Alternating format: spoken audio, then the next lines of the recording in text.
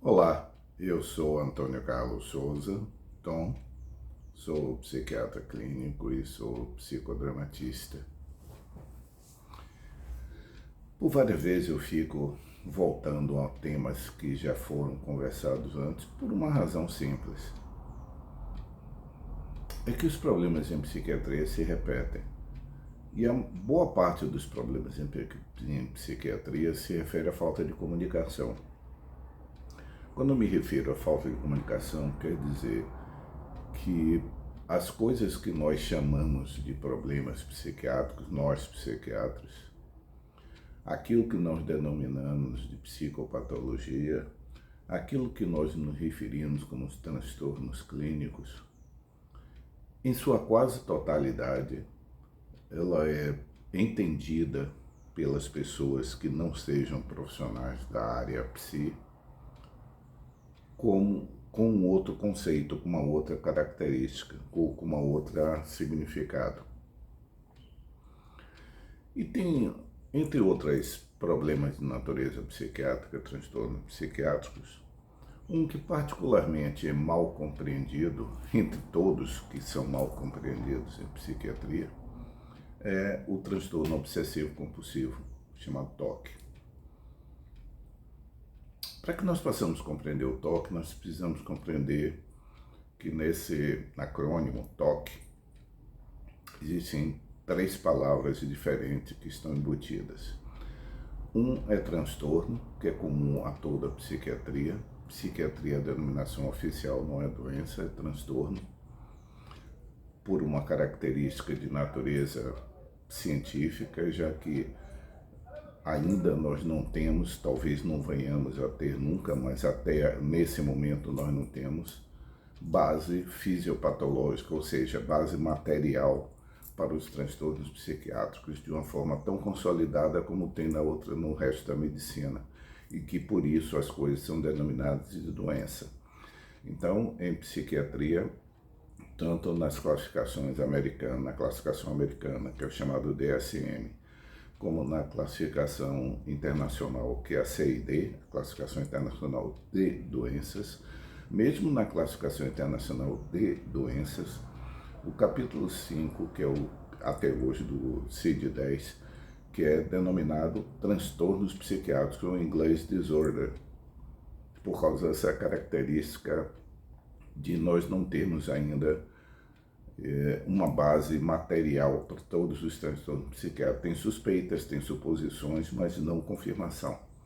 Então, a primeira é que a palavra transtorno não envolve absolutamente nenhum grau de qualificação. Porque frequentemente eu escuto as pessoas dizerem a palavra transtorno e a entonação com que ela emite essa palavra dá a ideia de que se trata de um transtorno. É assim que eu escuto a fisionomia das pessoas que falam transtorno, como se a palavra em si carregasse já um significado de alguma coisa mais grave de qualquer outra coisa. Não, transtorno é apenas uma outra forma de denominarmos doença na categoria psiquiátrica. Segunda coisa, obsessivo.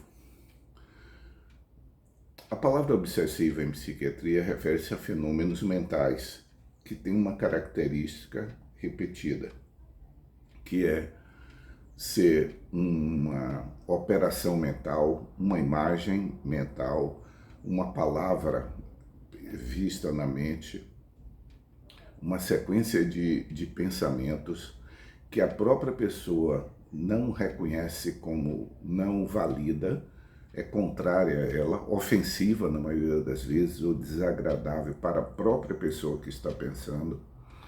Mas, e essa é a característica mais importante, ela não consegue tirar do foco da atenção dela.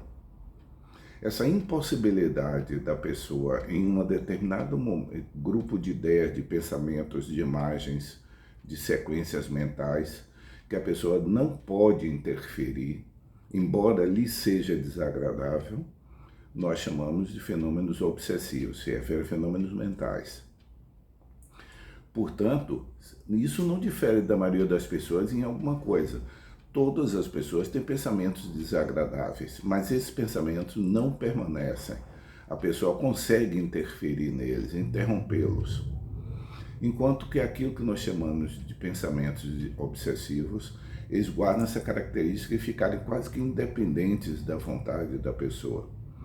Esses são os fenômenos mentais, denominados, portanto, obsessivos. O correspondente disso, conceitualmente, no comportamento, na ação, nós chamamos de compulsivo. Também são ações em que a pessoa as fazem, repetem,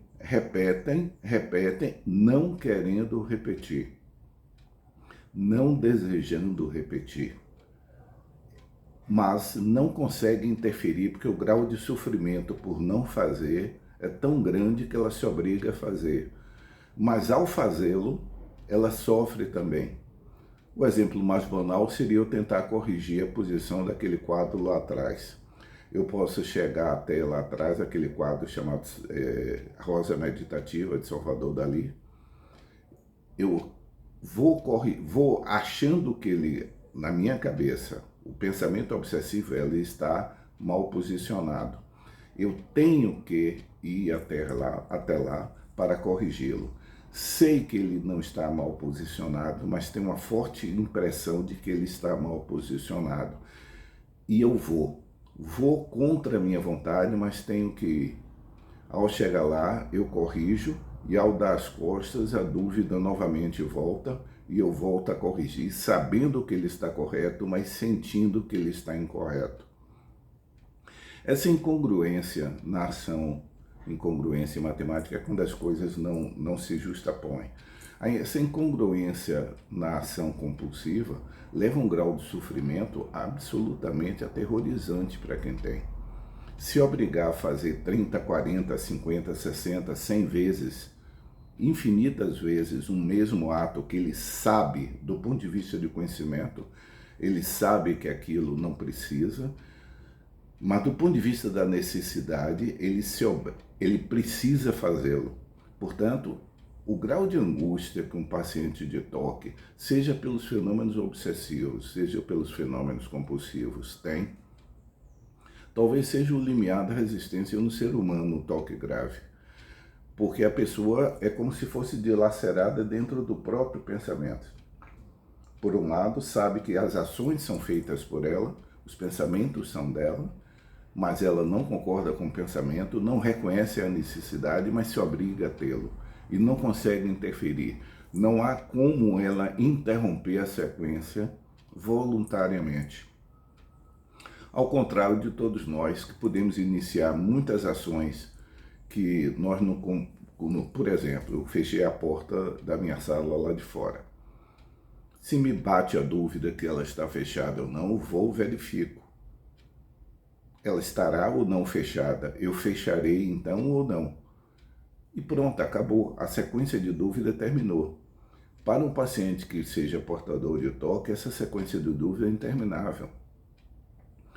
Por isso que o grau de ocupação de tempo, de desgaste físico e emocional e, portanto, reflexo na sua produtividade. Por quê? Porque muito tempo da sua vida termina sendo gasto em fazer coisas que são, do ponto de vista imediato, inteiramente inúteis, mas que ela sabe que são inúteis, mas precisa fazê-lo. Muitas das pessoas que são tidas como atrasadas crônicas, Fantal nunca chega na hora, nunca. Por mais que ela acorde cedo, ela não consegue. Se o compromisso é 10 horas da manhã e ela acorda 4, ela consegue chegar a 11 e é tida como atrasada, muitas vezes como irresponsável, negligente. Talvez alguma dessas pessoas, durante todo esse tempo que ela está se obrigando a ir, mas ao mesmo tempo ela está presa de alguma dúvida, de algum, nós chamamos de rituais compulsivos, aqueles que são ações sequenciais. São presas de rituais intermináveis que terminam por se atrasar. Ao sair de casa, antes de botar o pé na rua, passam-lhe tantas dúvidas, ou tem que fazer tantas coisas até chegar lá, e a mínima interrupção, e esse é um outro tormento da pessoa que tem a toque, é que na interrupção de uma sequência de um ritual compulsivo lhe obriga a recomeçar, a ir tudo de começo. Então essa sequência é interminável, pode ser um barulho que interrompa, pode ser uma dúvida se fez o número de vezes correto. Caso a pessoa se obrigue a um número X de vezes, ela pode, em meio à própria contagem, ficar em dúvida e recomeçar do zero. E isso passa horas fazendo isso. Portanto, quando nós falamos de TOC, transtorno obsessivo compulsivo, e a própria pessoa pode ter as duas partes, ideias de natureza obsessiva e rituais compulsivos para essas ideias, podem ter fenômenos apenas compulsivos. Aliás, fazendo um parêntese, não existe substantivo uns toques, como eu escuto frequentemente. Ah, fulano de tal tem uns toques. Não, o ato não é um toque. Toque é o transtorno clínico, o transtorno obsessivo compulsivo. O ato em que a pessoa se obriga a repeti-lo, contrariando a própria percepção, o próprio pensamento, a própria intenção, mas ela não pode, essa é a palavra, ela não pode deixar de fazê-lo, ela não pode interromper, ela não pode fazer, aquela sequência não pode ser interrompida, sob pena de quê? De uma crise de angústia insuportável. A ameaça de não refazê-lo é tão grande quanto o sofrimento de fazê-lo. Imagine, para cada pessoa que não tenha TOC, possivelmente algumas pessoas que estão me ouvindo têm TOC, portanto o que eu estou dizendo, talvez eu esteja até fazendo pouco do grau de sofrimento que ele tenha. Mas para as pessoas que não têm TOC, TOC não é engraçado, não é mania, aliás, essa é outra palavra incorretamente usada. Isso não são manias, não são TOCs. São atos compulsivos ou rituais compulsivos. Mania, eu volto a repetir, é uma categoria clínica que se refere a uma alteração patológica do humor do transtorno afetivo bipolar. Portanto, se é engraçado, maluquice, não é possível que a pessoa não se controle. Como é que é possível uma pessoa não controlar o pensamento ou não controlar o que faz? Quem tem TOC, imaginem que 3% da população da população mundial, portanto, nós temos mais de 240 milhões de pessoas que têm TOC, em graus diferentes de intensidade e interferência. Mas todas elas são portadoras de um grau grande e, às vezes, extremo de sofrimento, de um reflexo na sua produtividade, um desgaste físico e emocional intenso e um investimento de tempo que para a própria pessoa é inútil, mas é impossível deixar de fazê-lo. Então, quando porventura vocês observarem ou tiverem pessoas de sua convivência que sejam portadoras de TOC, ou apenas você não sabe se são ou não, mas elas repetem os rituais de uma forma, evitem. Aliás, como de resto, o pensamento do ser humano, a cabeça nossa, nunca é transparente. Então, julgar, ou seja, nós qualificarmos a experiência de um ser humano de fora sem compreendermos o que está se passando ali. Aliás, a palavra compreensão significa isso, estar dentro do outro o suficiente para nós termos a percepção similar ao que ela teve. Entender é ver de fora, é dar uma explicação externa. Finalizando, TOC é um dos transtornos mais graves de psiquiatria, pelo grau de sofrimento pessoal, comprometimento da funcionalidade da pessoa e, ao mesmo tempo, ser muito incompreendido por quem está convivendo com ele, como se fosse apenas um exercício de força de vontade mal feita. Espero que haja sido útil para vocês.